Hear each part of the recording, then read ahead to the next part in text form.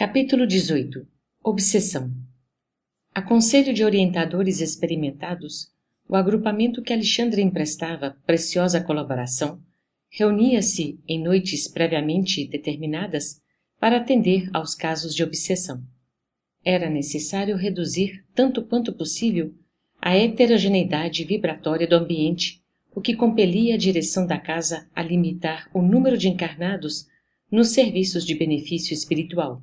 Semelhante capítulo de nossas atividades impressionava-me fortemente, razão por que, depois de obter a permissão de Alexandre para acompanhá-lo ao trabalho, interroguei-o com a curiosidade de sempre. Todo obsediado é um médium, na acepção legítima do termo? O instrutor sorriu e considerou. Médiuns, meu amigo, inclusive nós outros, os desencarnados, todos o somos, em vista de sermos intermediários do bem que procede de mais alto quando nos elevamos, ou portadores do mal, colhido nas zonas inferiores quando caímos em desequilíbrio. O obsidiado, porém, acima de médium de energias perturbadas, é quase sempre um enfermo, representando uma legião de doentes invisíveis ao olhar humano. Por isto mesmo, constitui, em todas as circunstâncias, um caso especial, exigindo muita atenção, prudência e carinho. Lembrando as conversações ouvidas entre os companheiros encarnados, cooperadores assíduos do esforço de Alexandre e outros instrutores, acrescentei: pelo que me diz, compreendo as dificuldades que envolvem os problemas alusivos à cura. Entretanto, recordo-me do otimismo com que nossos amigos comentam a posição dos obsidiados que serão trazidos a tratamento. O generoso mentor fixou um sorriso paternal e observou: eles, por enquanto, não podem ver senão o ato presente do drama multissecular de cada um. Não ponderam que obsidiado e obsessor são duas almas a chegarem de muito longe, extremamente ligadas nas perturbações que lhes são peculiares. Nossos irmãos na carne procedem acertadamente, entregando-se ao trabalho com alegria, porque de todo esforço nobre resulta um bem que fica indestrutível na esfera espiritual. No entanto, deveriam ser comedidos nas promessas de melhoras imediatas no campo físico e, de modo algum, deveriam formular julgamento prematuro em cada caso, porquanto é muito difícil identificar a verdadeira vítima com a visão circunscrita do corpo terrestre. Depois de pequena pausa, continuou. Também observei o exagerado otimismo dos companheiros, vendo que alguns deles, mais levianos, chegavam a fazer promessas formais de cura às famílias dos enfermos. Claro que serão enormes os benefícios a serem colhidos pelos doentes. Todavia, se devemos estimar o bom ânimo, cumpre-nos desaprovar o entusiasmo desequilibrado e sem rumo. Já conhece todos os casos? Indaguei. Todos, respondeu Alexandre sem hesitar. Dos 5 que constituirão o motivo da próxima reunião, apenas uma jovem revela possibilidades de melhoras mais ou menos rápidas. Os demais comparecerão simplesmente para socorro, evitando agravo nas provas necessárias. Considerando muito interessante a menção especial que se fazia, perguntei: gozará a jovem de proteção diferente? O instrutor sorriu e esclareceu: não se trata de proteção, mas de esforço próprio. O obsidiado, além de enfermo, representante de outros enfermos, quase sempre é também uma criatura repleta de torturantes problemas espirituais. Se lhe falta vontade firme para a alta educação, para a disciplina de si mesma, é quase certo que prolongará sua condição dolorosa além da morte. Que acontece a um ser humano indiferente ao governo do próprio lar? Indubitavelmente, será assediado por 1001 questões no curso de cada dia e acabará vencido, convertendo-se em joguete das circunstâncias. Imagine agora que esse ser humano indiferente esteja cercado de inimigos que ele mesmo criou, adversários que lhe espreitam os menores gestos, tomados de sinistros propósitos na maioria das vezes. Se não desperta para as realidades da situação, empunhando as armas da resistência e valendo-se do auxílio exterior que lhe é prestado pelos amigos, é razoável que permaneça esmagado. Esta a definição da maior percentagem dos casos espirituais de que estamos tratando. Não representa, porém, a característica exclusiva das obsessões de ordem geral. Existem, igualmente, os processos laboriosos de resgate, em que, depois de afastados os elementos da perturbação e da sombra, perseveram as situações expiatórias. Em todos os acontecimentos dessa espécie, porém, não se pode prescindir da adesão dos interessados diretos na cura. Se o obsidiado está satisfeito na posição de desequilíbrio, há que esperar o término de sua cegueira, a redução da rebeldia que lhe é própria ou o afastamento da ignorância que lhe oculta a compreensão da verdade. Ante obstáculos dessa natureza, embora sejamos chamados com fervor por aqueles que amam particularmente os enfermos, nada podemos fazer senão semear o bem para a colheita do futuro, sem qualquer expectativa de proveito imediato. O instrutor imprimiu ligeiro intervalo à conversação e, porque visse minha necessidade de esclarecimento, prosseguiu. A jovem a que me referi está procurando a restauração das forças psíquicas por si mesma. Tem lutado incessantemente contra as investidas de entidades malignas, mobilizando todos os recursos de que dispõe no campo da prece, do autodomínio, da meditação. Não está esperando o milagre da cura sem esforço e, não obstante, terrivelmente perseguida por seus inferiores, vem aproveitando toda espécie de ajuda que os amigos de nosso plano projetam em seu círculo pessoal. A diferença, pois, entre ela e os outros é a de que, empregando as próprias energias, entrará, embora vagarosamente, em contato com a nossa corrente auxiliadora, ao passo que os demais continuarão, ao que tudo faz crer, na impassibilidade dos que abandonam voluntariamente a luta edificante. Compreendi a elucidação e esperei a noite de socorro aos obsidiados, como Alexandre designava esse gênero de serviço. Não decorreram muitos dias e, em companhia do instrutor, penetrei, sumamente interessado, o conhecido recinto. O pessoal estava agora reduzido. Em derredor da mesa, reuniam-se tão somente 2 médiuns, 6 irmãos experimentados no conhecimento e prática de problemas espirituais e os obsidiados em tratamento. Os enfermos, em número de 5, apresentavam características especiais. 2 deles, uma senhora relativamente jovem e um cavalheiro maduro, demonstravam enorme agitação. 2 outros, ambos moços e irmãos pelo sangue, pareciam completamente imbecilizados. E, por último, observamos a jovem a que Alexandre se referira, que se controlava com esforço ante o assédio de que era vítima. As entidades inferiores que rodeavam os doentes compareciam em grande número. Nenhuma delas nos registrava a presença em virtude do baixo padrão vibratório em que se mantinham, mas se sentiam à vontade no contato com os companheiros encarnados. Permutavam impressões entre si com grande interesse e, através das conversações, deixavam perceber seus terríveis projetos de ataque e vingança. Seguia-lhes atentamente a movimentação quando fui surpreendido com a chegada de 2 amigos de nosso plano, para os quais olharam os obsessores com certo receio. São nossos intérpretes junto das entidades perseguidoras, exclamou Alexandre, elucidando-me. Em virtude da condição em que se encontram, podem ser percebidos por elas e manter estreita ligação conosco ao mesmo tempo. Assinalando a serenidade com que sorriam para nós, sem partilharem de entendimento direto com os instrutores de nossa esfera ali presentes, ouvi o meu orientador explicar. Já se encontram de posse das instruções precisas aos trabalhos da noite. As criaturas desencarnadas que se congregavam ali em dolorosa perturbação retificaram de algum modo a linguagem que lhes era própria ao avistarem os 2 missionários. Verifiquei, pela modificação havida, que ambos eram já conhecidos de todas. Um dos obsessores, evidentemente cruel, falou em tom discreto a um dos companheiros. Estão chegando os pregadores. Oxalá não nos venham com maiores exigências. Não sei o que desejam estes ministros, respondeu o interlocutor, algo irônico, porque, afinal de contas, conselho e água dão-se a quem pede. Parece-me que convidaram os da mesa a cansar-nos até o esquecimento de nossos propósitos de fazer justiça pelas próprias mãos. Palavras o vento leva, aduziu o outro.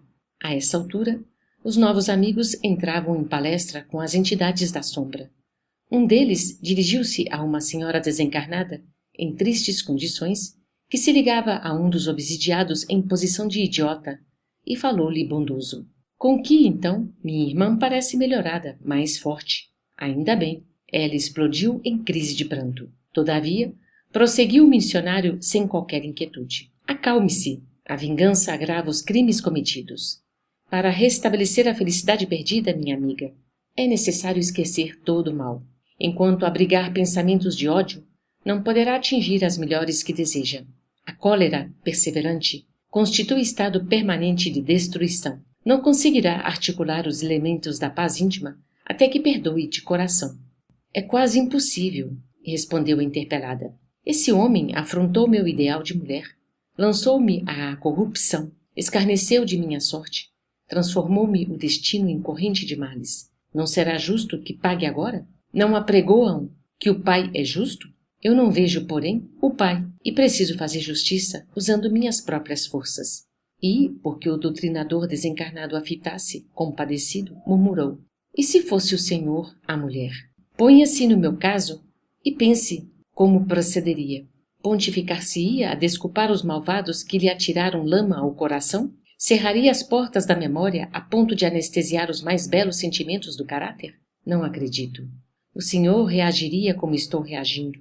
Há condições para perdoar. E as condições que eu imponho, na qualidade de vítima, são as de que o meu verdugo experimente também o sarcasmo da sorte. Ele infelicitou-me e voltou ao mundo. Preparou-se para uma vida regalada de considerações sociais. Titulou-se para conquistar a estima alheia. E o que me deve? Também eu, noutro tempo, não era digna de respeito geral? Não me candidatara a uma existência laboriosa e honesta com o firme propósito de servir a Deus? Acompanhava a discussão com forte interesse, admirando o individualismo que caracteriza cada criatura, ainda mesmo além da morte do corpo. O intérprete de nossa esfera, contemplando-a, sem irritação, observou: todas as suas considerações, minha amiga, são aparentemente muito respeitáveis. Todavia, em todos os desastres que nos ocorram, devemos examinar serenamente a percentagem de nossa coparticipação. Apenas em situações raríssimas poderíamos exibir, de fato, o título de vítimas. Na maioria dos acontecimentos dessa natureza, porém, temos a nossa parte de culpa.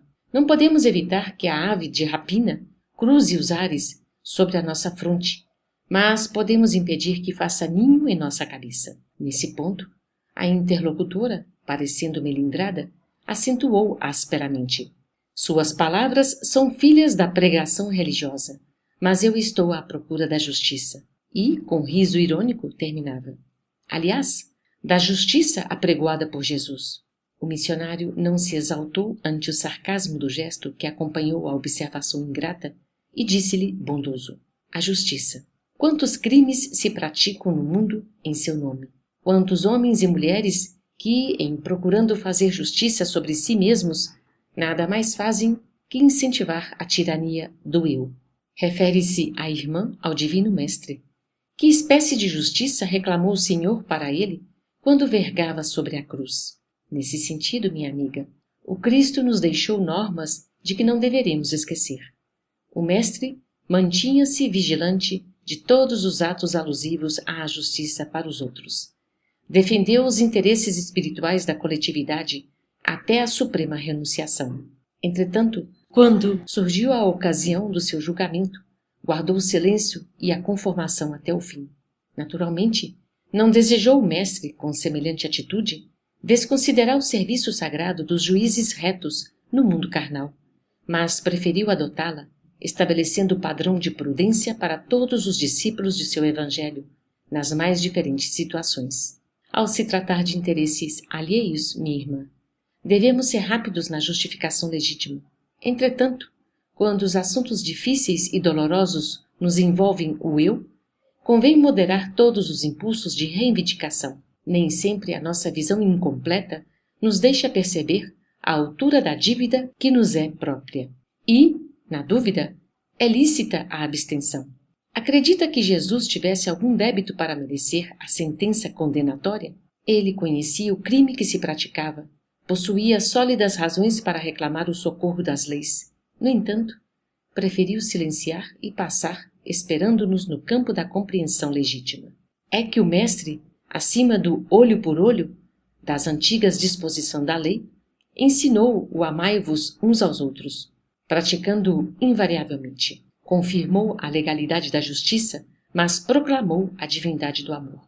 Demonstrou que será sempre heroísmo o ato de defender os que merecem, mas se absteve de fazer justiça a si mesmo, para que os aprendizes da sua doutrina estimassem a prudência humana e a fidelidade divina nos problemas graves da personalidade, fugindo aos desvarios que as paixões do eu podem desencadear nos caminhos do mundo.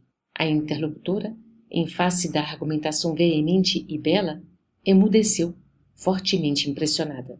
E Alexandre, que seguia também comovido as explicações do intérprete, observou-me.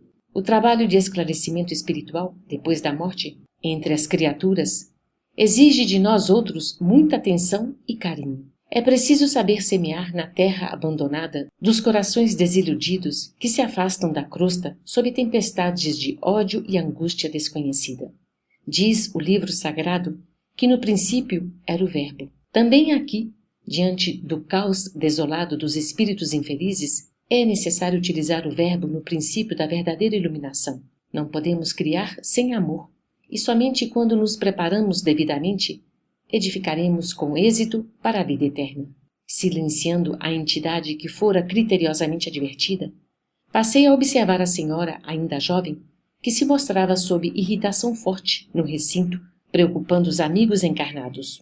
Diversos perseguidores, invisíveis à perquirição terrestre, mantinham-se ao lado dela, impondo-lhe terríveis perturbações, mas de todos eles sobressaía um obsessor infeliz de maneiras cruéis. Colara-se-lhe ao corpo em toda sua extensão, dominando-lhe todos os centros de energia orgânica. Identificava a luta da vítima, que buscava resistir quase inutilmente. Meu bondoso orientador percebeu-me a estranheza e explicou.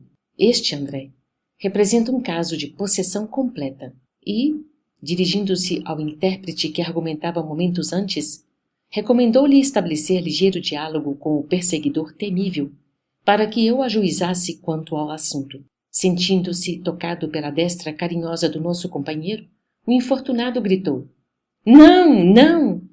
Não me venha ensinar o caminho do céu. Conheço minha situação e ninguém pode deter o meu braço vingador. Não desejamos forçá-lo, meu irmão, acentuou o amigo com serenidade evangélica. Tranquilize-se, enquanto alimentar propósitos de vingança, será castigado por si mesmo. Ninguém o molesta, senão a própria consciência. As algemas que o prendem à inquietude e à dor foram fabricadas pelas suas próprias mãos. Nunca, bradou o desventurado, nunca! E ela? Fez acompanhar a pergunta de horrível expressão e continuou. O senhor que prega a virtude justifica a escravidão de homens livres? Acredita no direito de construir senzalas para humilhar os filhos do mesmo Deus? Esta mulher foi perversa para nós todos. Além de meu esforço vingador, vibram de ódio todos os corações que não a deixam descansar. Persegui-la-emos onde for. Esboçou um gesto sinistro e prosseguiu. Por simples capricho, ela vendeu minha esposa e meus filhos. Não é justo que sofra até que mos restitua? Será crível que Jesus, o Salvador por excelência, aplaudisse o cativeiro? O nosso intérprete, muito calmo, obtemperou. O mestre não aprovaria a escravidão. Contudo, meu amigo, recomendou-nos o perdão recíproco, sem o qual nunca nos desvencilharemos do cipoal de nossas faltas. Qual de nós, antigos hóspedes da carne, conseguirá exibir um passado sem crimes? Neste momento, seus olhos revelam a culpa de uma irmã infeliz. Sua alma, entretanto, meu irmão, permanece desvairada pelo furacão da revolta. Sua memória está consequentemente desequilibrada e ainda não pode reapossar-se das lembranças totais que lhe dizem respeito. Não lhe sendo possível recordar o pretérito com exatidão, não seria mais razoável esperar, em seu caso, pelo justo juiz? Como julgar e executar alguém pelas próprias mãos, se ainda não pode avaliar a extensão dos seus próprios débitos?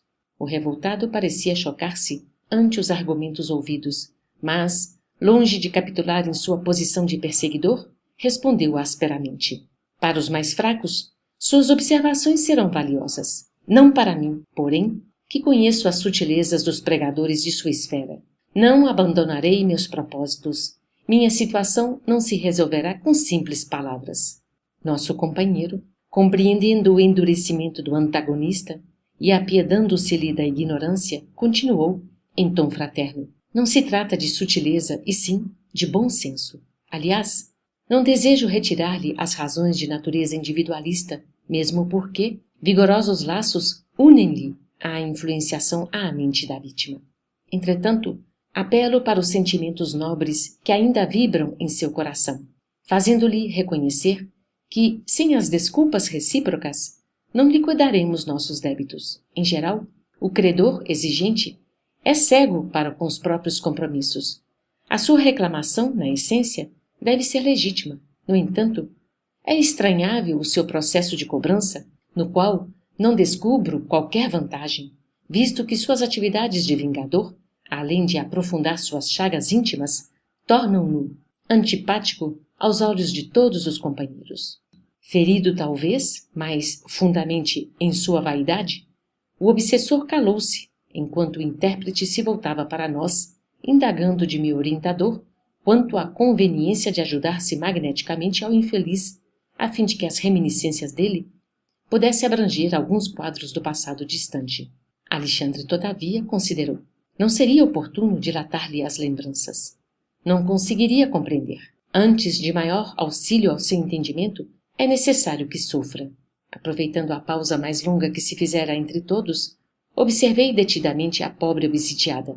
Cercada de entidades agressivas, seu corpo tornara-se como que a habitação do perseguidor mais cruel. Ele ocupava-lhe o organismo desde o crânio até os pés, impondo-lhe tremendas reações em todos os centros de energia celular. Fios tenuíssimos, mais vigorosos, uniam-nos ambos, e ao passo que o obsessor nos apresentava um quadro psicológico de satânica lucidez. A desventurada mulher mostrava aos colaboradores encarnados a imagem oposta, revelando angústia e inconsciência. Salvem-me do demônio! Salvem-me do demônio! Gritava sem cessar, comovendo os companheiros em torno da mesa, humilde. Oh, meu Deus! Quando terminará meu suplício?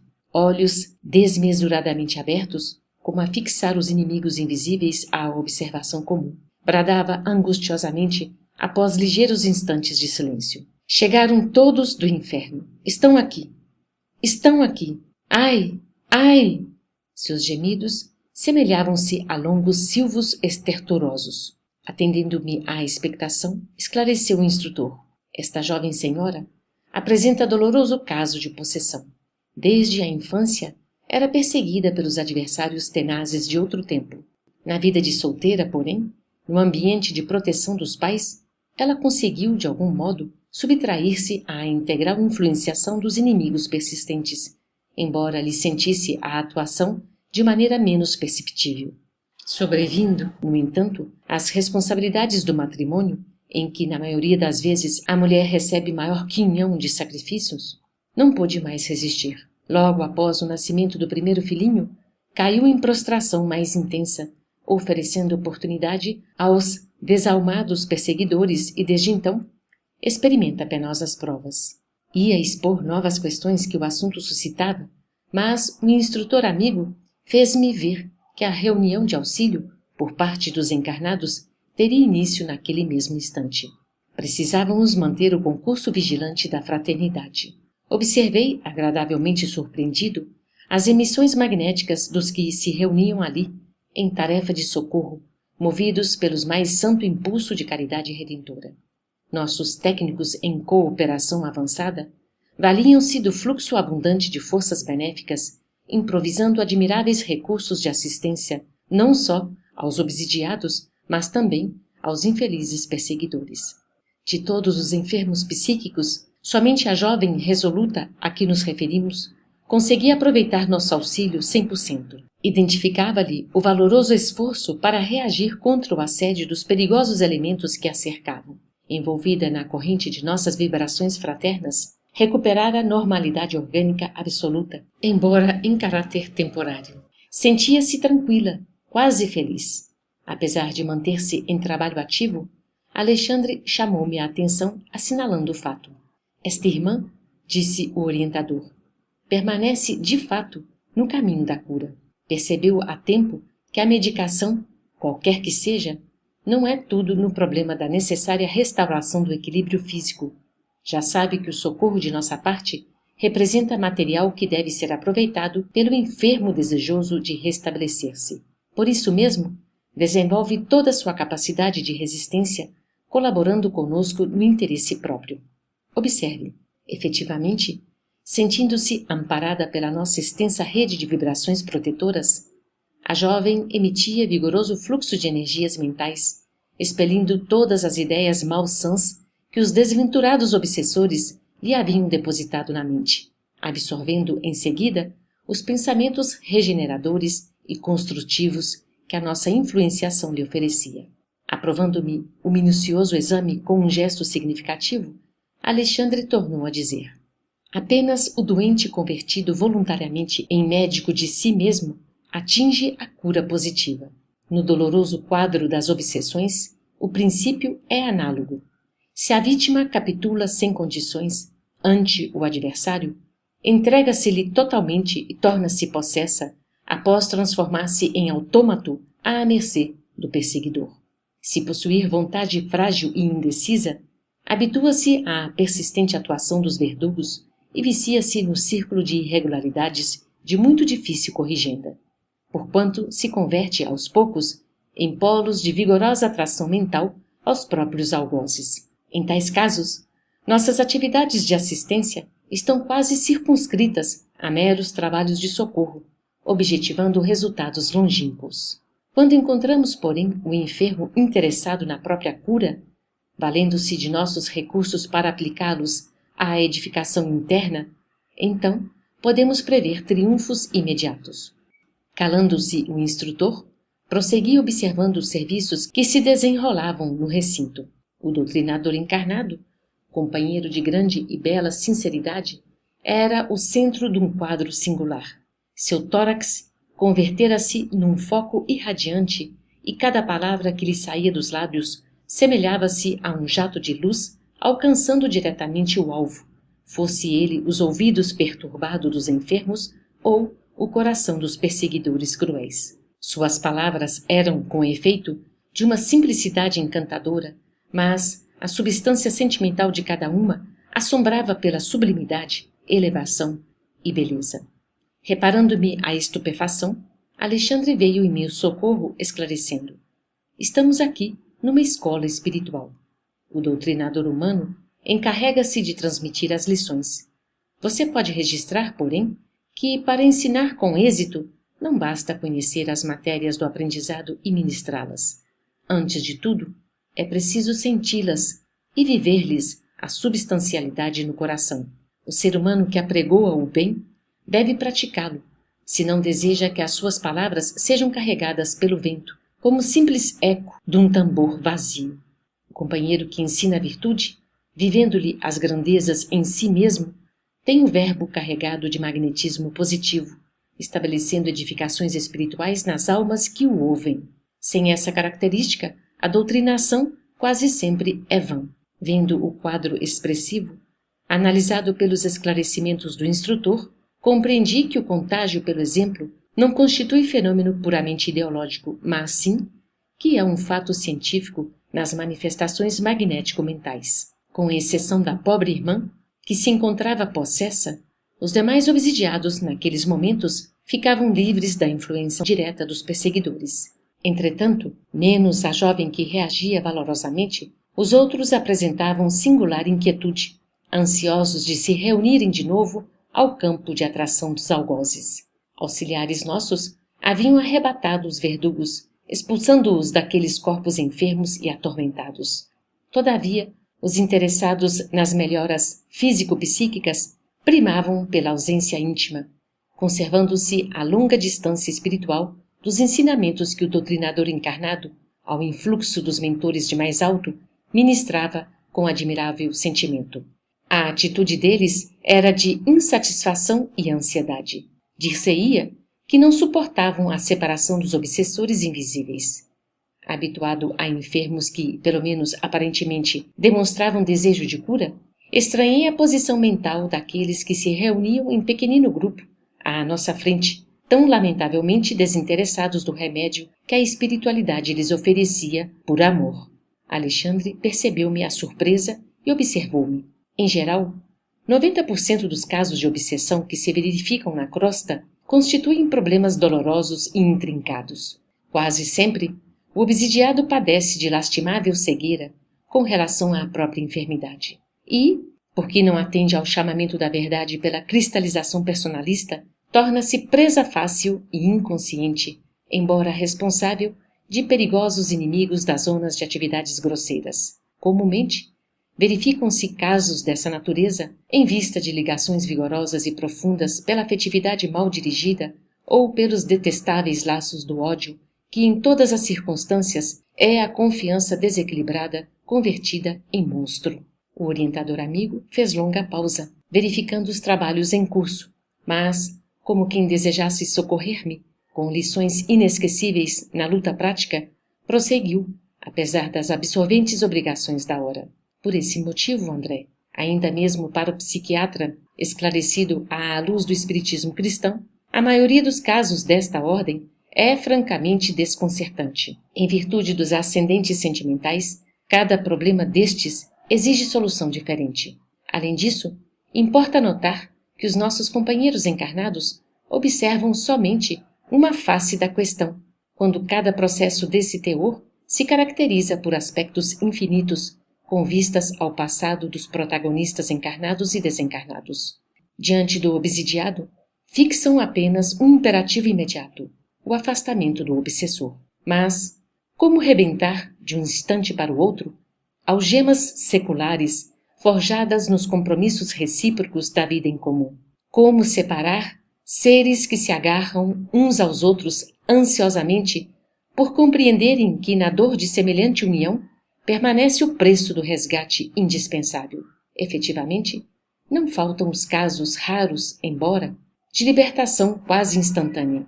Aí, porém, vemos o fim de laborioso processo redentor, ou então encontramos o doente que, de fato, faz violência a si mesmo, a fim de abreviar a cura necessária.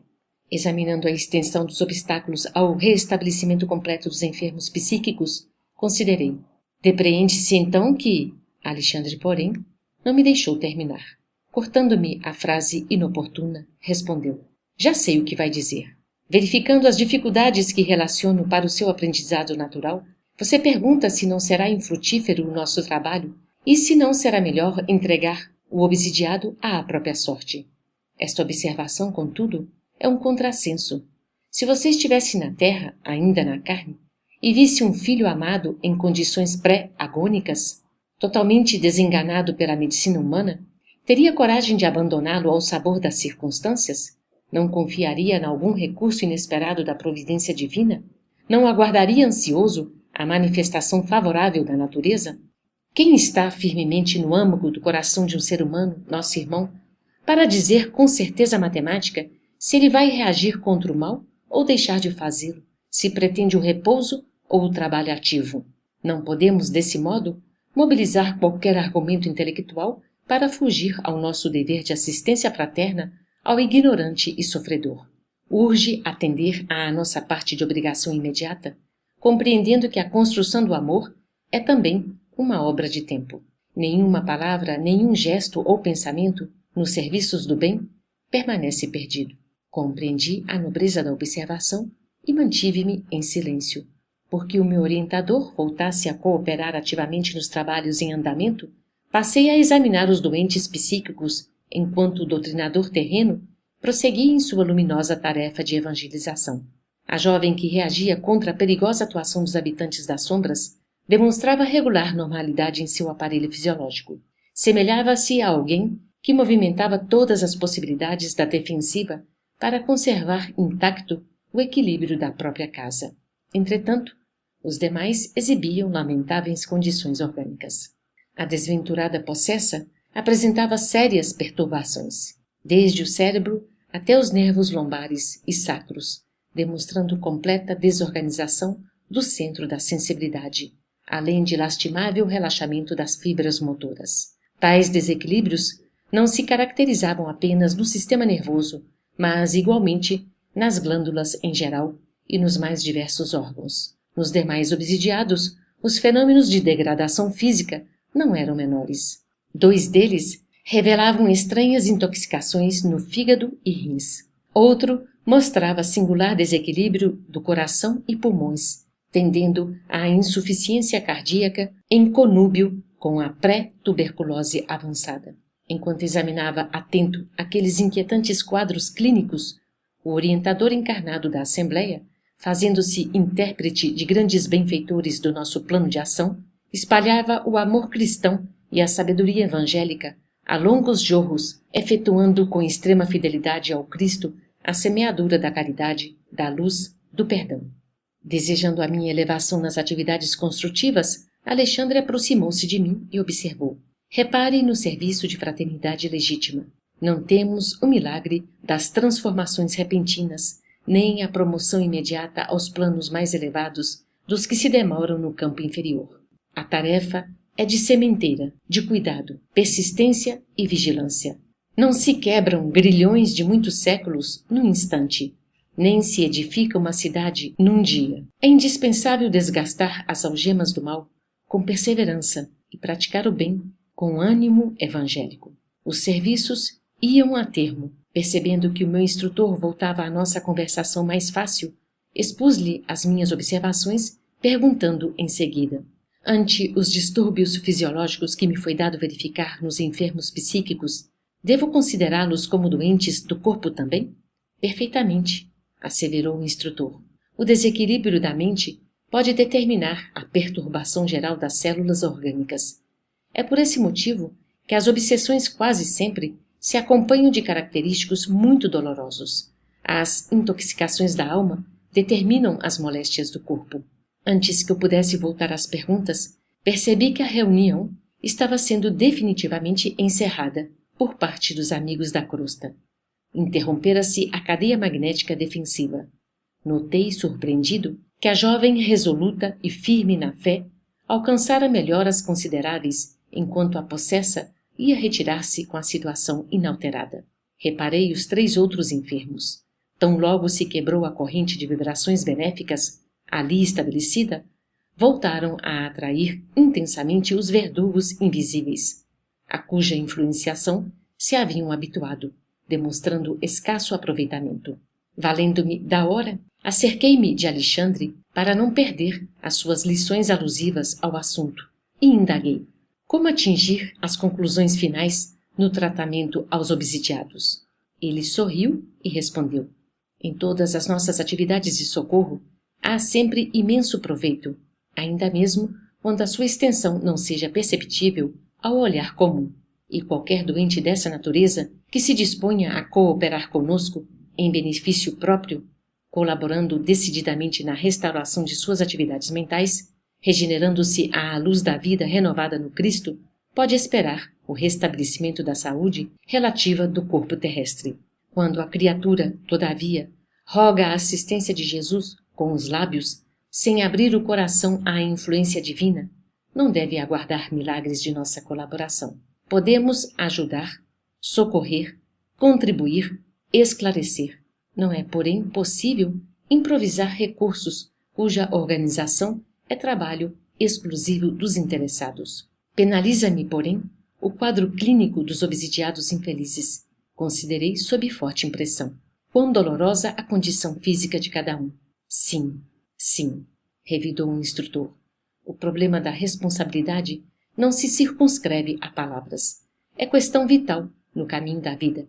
Preservando seus filhos contra os perigos do rebaixamento, criou Deus o aparelhamento das luzes religiosas, acordando as almas para a glorificação imortal. Raros seres humanos, entretanto, se dispõem a respeitar os desígnios da religião, olvidando voluntariamente que as menores quedas e mínimas viciações ficam impressas na alma, exigindo retificação.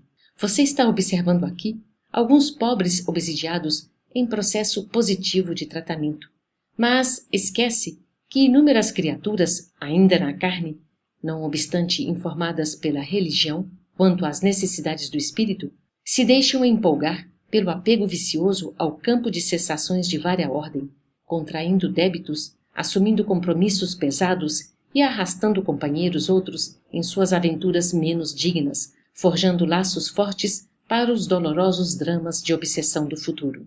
E, depois de sorrir paternalmente, acrescentou: que deseja você? É certo que devemos trabalhar tanto quanto esteja ao nosso alcance pelo bem do próximo. Todavia, não podemos exonerar os nossos semelhantes das obrigações contraídas. O servo fiel não é aquele que chora ao contemplar as desventuras alheias, nem o que as observa de modo impassível, a pretexto de não interferir no labor da justiça. O sentimentalismo doentio e a frieza correta não edificam o bem. O bom trabalhador é o que ajuda, sem fugir ao equilíbrio necessário, construindo todo o trabalho benéfico que esteja ao seu alcance, consciente de que o seu esforço traduz a vontade divina. Alexandre não podia ser mais claro. Compreendi-lhe o esclarecimento instrutivo, mas, notando a saída dos enfermos, sob o amparo vigilante dos familiares que os aguardavam à porta, voltei a indagar. Meu amigo, e se conseguíssemos o afastamento definitivo dos perseguidores implacáveis? Na qualidade de antigo médico do mundo, reconheço que estes doentes psíquicos não trazem as enfermidades de que são portadores circunscritas à mente. Com exceção da jovem que reage valorosamente, os demais revelam estranhos desequilíbrios do sistema nervoso, com distúrbios no coração, fígado, rins e pulmões. Admitamos que fosse obtida a conversão dos verdugos que os atormentam. Voltariam depois disto à normalidade orgânica? Alcançaria o retorno à saúde completa? Alexandre meditou alguns momentos antes de responder e asseverou em seguida: André, o corpo de carne é como se fora um violino entregue ao artista, que nesse caso é o espírito reencarnado. Torna-se indispensável preservar o instrumento dos animálculos destruidores e defendê-los contra ladrões. Observou a jovem que tudo faz para guardar-se do mal?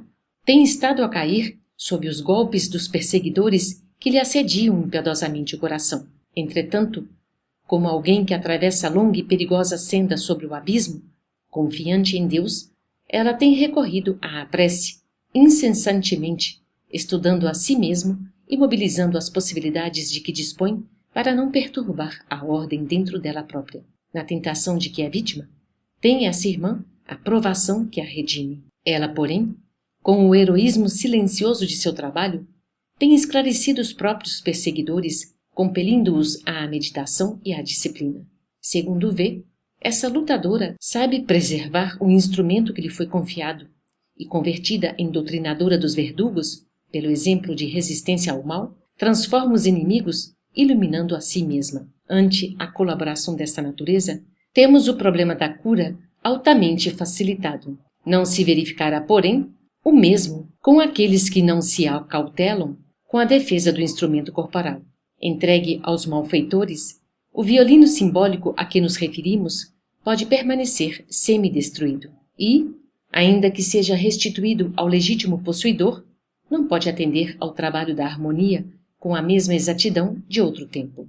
Um Stradivarius pode ser autêntico, mas não se fará sentir com as cordas rebentadas. Como vemos, os casos de obsessão apresentam complexidades naturais e, na solução deles, não podemos prescindir do concurso direto dos interessados. Compreendo, exclamei. E, em virtude da pausa mais longa que o mentor imprimiu à conversação, obtemperei. Convenhamos, porém, que os perseguidores se convertam, que se afastem definitivamente do mau caminho, depois de se viciarem o organismo das vítimas durante longo tempo. Nesse caso, não terão elas o restabelecimento imediato? Não recuperarão o equilíbrio fisiológico integral? Com a bondade que lhe é peculiar, Alexandre respondeu: já observei acontecimentos dessa ordem, e, quando se verificam, os antigos verdugos se transformam em amigos, ansiosos de reparar o mal praticado. Por vezes conseguem, recebendo a ajuda dos planos superiores, a restauração da harmonia orgânica naqueles que lhe suportaram a desumana influência. No entanto, na maioria dos casos, as vítimas não mais restabelecem o equilíbrio do corpo. E permanecem de saúde incompleta até ao sepulcro? Perguntei fortemente impressionado. Sim, elucidou Alexandre tranquilamente.